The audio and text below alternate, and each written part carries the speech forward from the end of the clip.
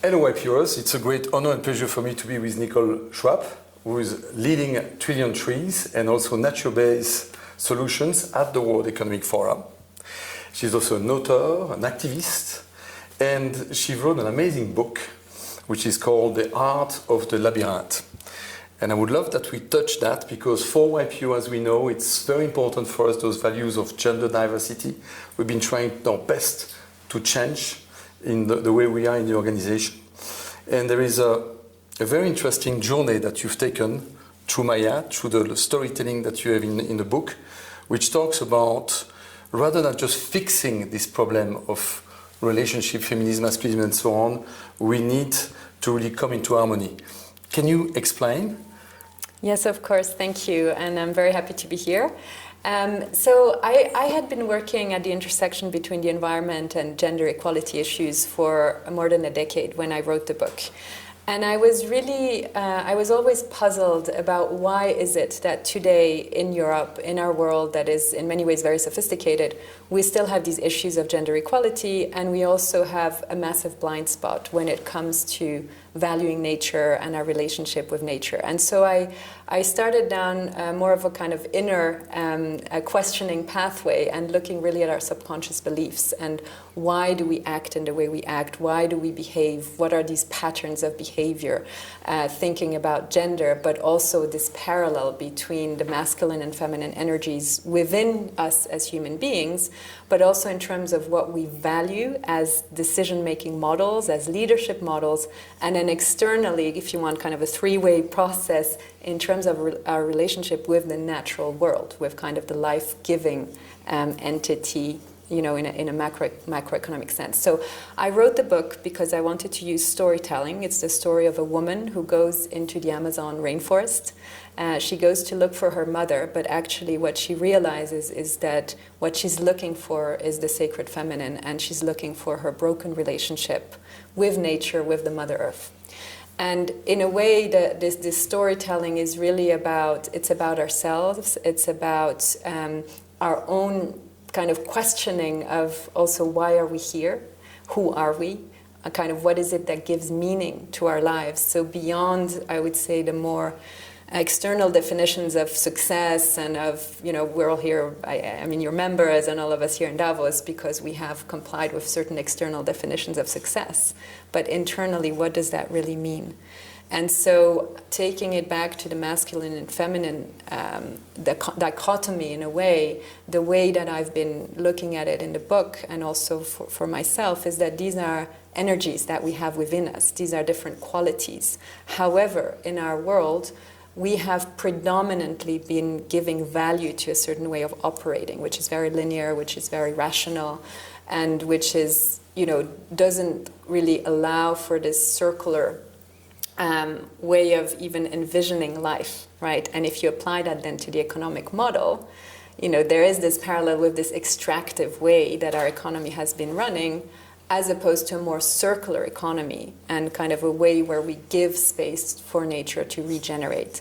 So I'm trying to condense a lot of things in a very short answer, but I think what I'm trying to say is there's many levels and many layers, and I see many parallels, and then this book is a kind of a way to tackle that through storytelling and narrative. And of course, in the story, she sees the rainforest being destroyed, her village having been destroyed, and you know, then that whole inner questioning sees a mirror image in what's been happening in the outside world. Thank you very much. I think it's a very interesting and deep topic to look at that harmony rather than just a fix. You've done so many things. You've also been in the founding members of YGL. A lot of our YPOs are YGL. We admire a lot of YGL that we meet.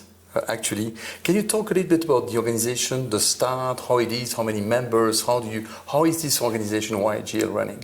Yes, of course. So the YGL was born following a previous program by the World Economic Forum, which was called the Global Leaders for Tomorrow in the 90s. And it was really the first effort to bring young voices and young leaders into Davos and into discussions on global topics. But there was a need to structure the community and to create actually a community as opposed to inviting individuals and a network. And so in 2005, when we launched the Young Global Leaders community, initially we launched it with the topic of the first summit was the world in 2020. And it was really already about responsible leadership.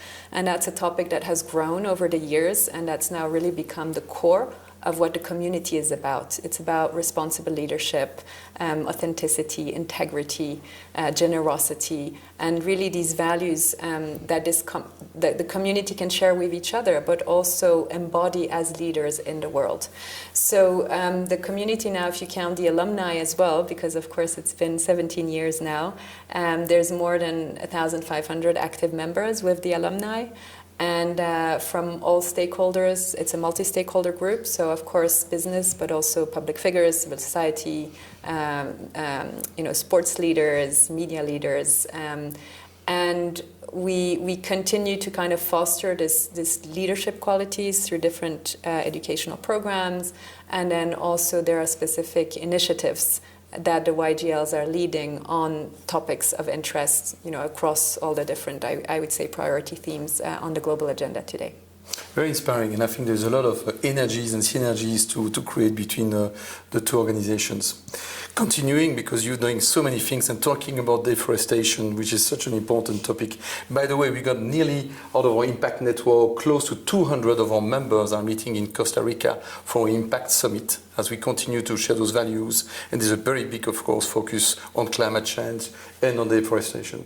Myself, as a business leader, I always question, you can't fly an airline without being asked to carbon offset and so on. Where do you exactly, how do you make sure that you've been doing a lot of consulting work into the deforestation company? How do you make sure that when you place $1, you get 95% of the dollar that really goes into the right tree on the right location, which really contributes? How do you define a successful company that is really rebringing forests to the world?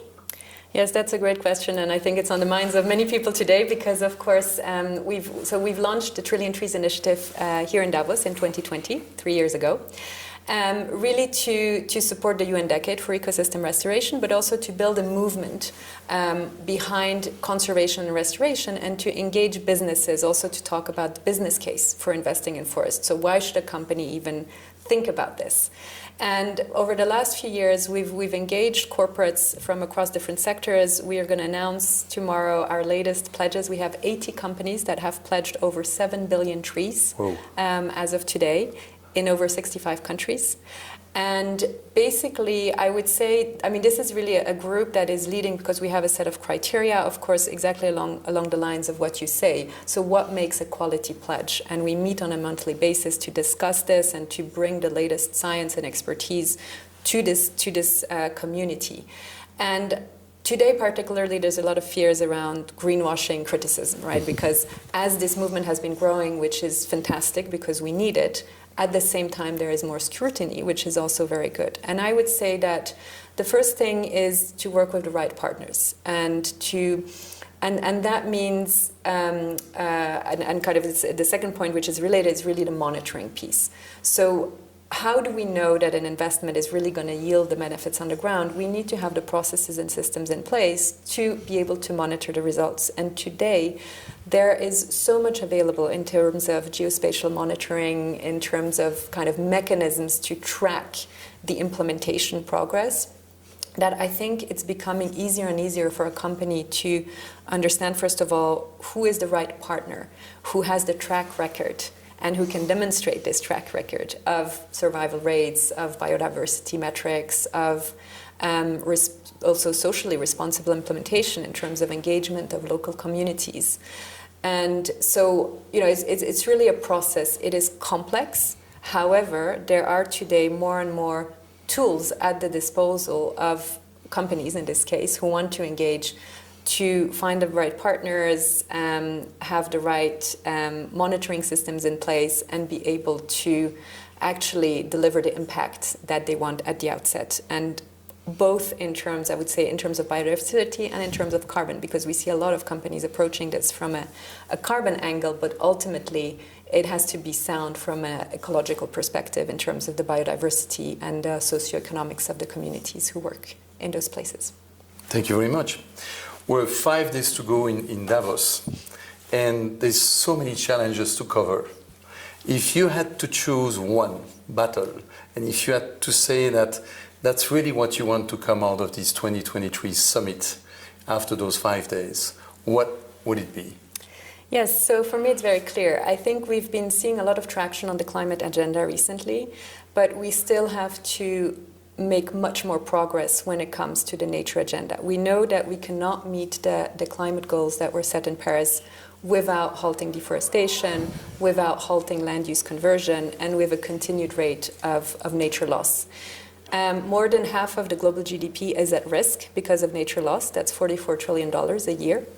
And companies are starting to wake up to their dependencies on nature and to the risks that this poses to them. In December, we had the Kunming-Montreal Agreement, the Global Biodiversity Framework, kind of our Paris moment for nature. More than 190 countries have signed it. And we are moving towards a space where nature-related disclosures are going to become not just recommended, but I think, we're moving towards a space where they will be mandatory, where they will be incorporated into a corporate strategic thinking. So I think the most important issue today is to move towards an economy that's not just net zero, but also nature positive. And that we start to understand, what does that mean? How do we measure it? How can we disclose our impacts? How can we mitigate risks? And most importantly, how can we restore nature and create a regenerative economy? And I guess that brings us back to the beginning of our conversation, because this state of harmony is really about, can the human species become regenerative as opposed to being extractive, which is what we've been, not all of us, but the dominant economic model has been in the past. And we have all the ingredients today. We have political will in many places. We have corporates who are mobilizing. So I think all the ingredients are there, but we need to make it happen. Thank you very much, Nicole. This is great, and it really talks to YPO. Who are we? How do we change the world, and how do we do it in harmony? Thank you for being with us, and back to YPO in Davos. Thank you very much.